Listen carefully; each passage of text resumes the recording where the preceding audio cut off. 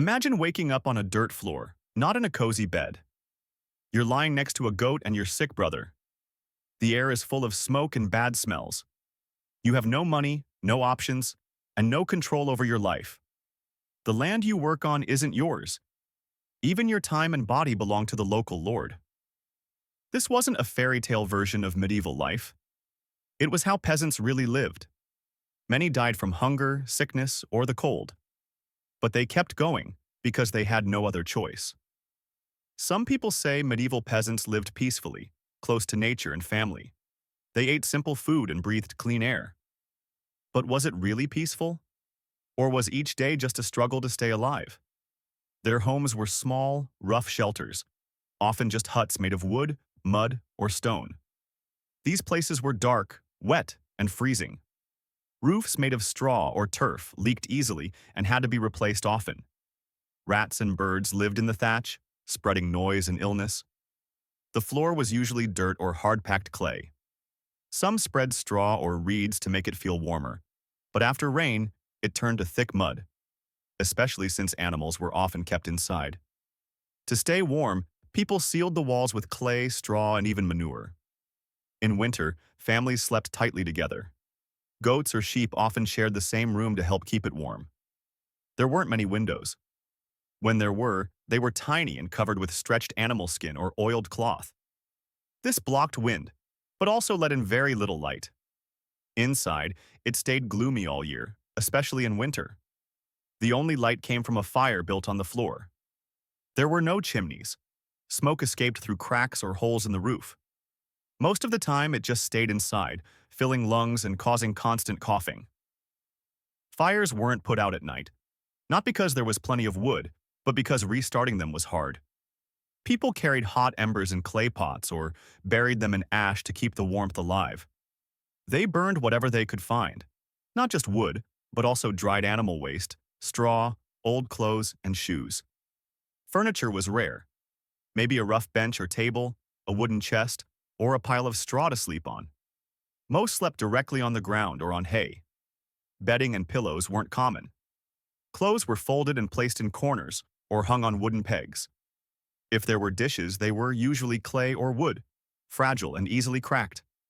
When it came to household items, richer families had metal tools, imported cloth, and jewelry, made by skilled workers, costing more than most peasants could earn in months. Poor families shared items like an axe between several homes.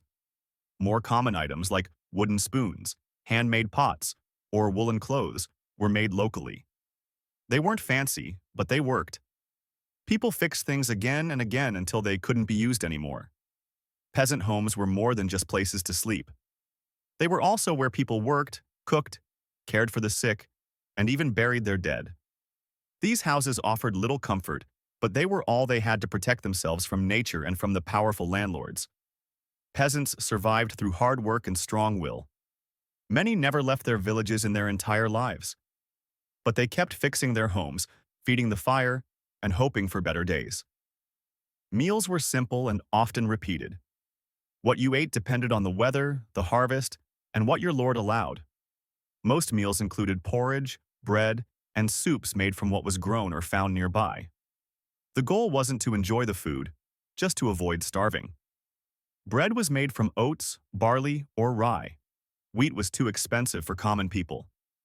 Flour was often mixed with ground bark, acorns, or even clay to make it go further.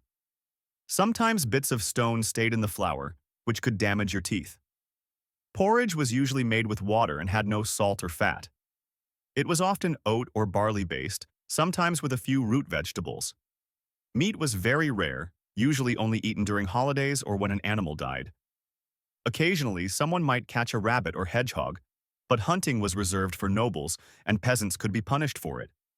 Cabbage, onions, and garlic were vital during warmer months. In winter, preserved or pickled vegetables kept people fed. Fruits weren't farmed much.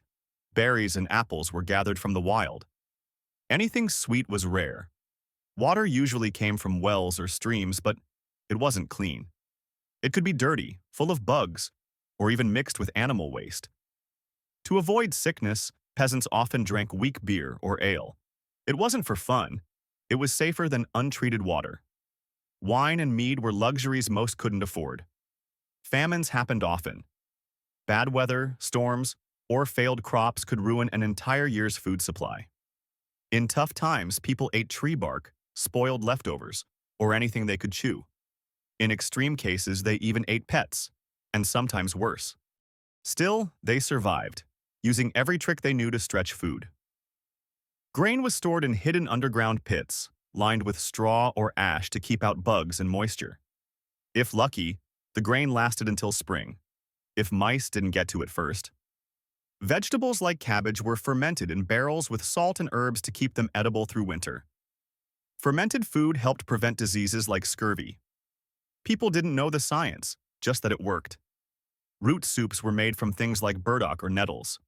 Bits of old bone were added for taste. Salt was valuable. If your village had a way to make or trade for it, you saved it for emergencies. People dried fruits and herbs, made vinegar from rotting apples, and hung mushrooms in attics. Even a handful of dried nettles could be the difference between surviving and going hungry. They also knew when water was safer, usually right after rain. Some let water sit in clay pots or filtered it through cloth. Villagers who could safely brew beer were highly respected. They knew how to avoid deadly illness.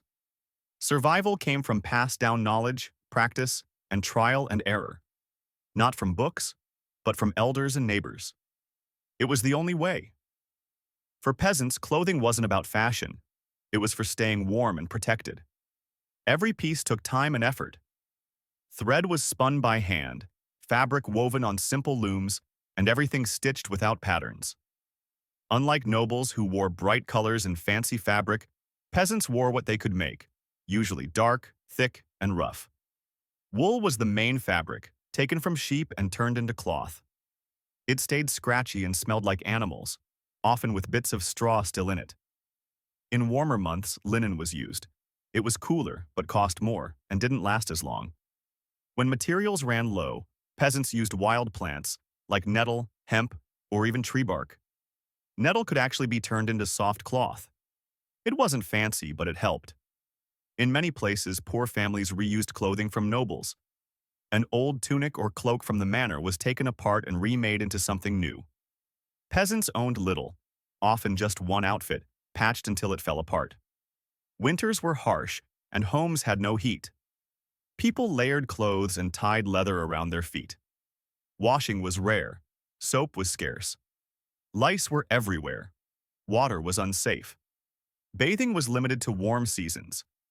Illness was common, and most relied on herbs or folk cures. Even minor wounds could be deadly. Work was non-stop: farming, caring for animals, and paying dues. Protection didn't exist. Still, they endured through faith and strong community ties. Helping others wasn't kindness. It was how they all survived.